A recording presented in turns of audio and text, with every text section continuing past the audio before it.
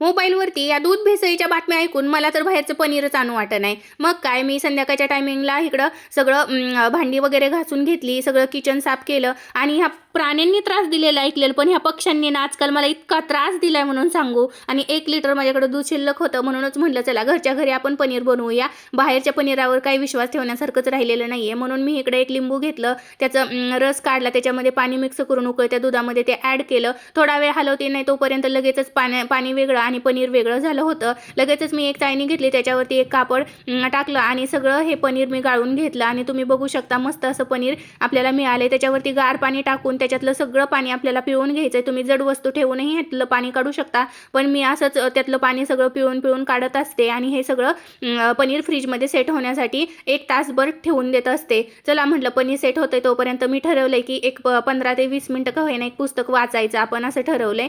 आणि सध्या मी इकिगाई हे पुस्तक वाचते. मग म्हटलं चला हॉल क्लीन करूया. आणि ह्या टिपॉयवरती ना हे हेल्मेट 4 दिवस झालं पडलंय, पण त्याला काही ठेवणं होईना. मग काय सगळा टिपॉय आवरायला घेतला. ध्रुव सगळं आणतो इकडंच आणून टाकत असतो. सगळं व्यवस्थित आवरून घेतलं. टीव्ही कॅबिनेट पण आवरला आणि चला बाय.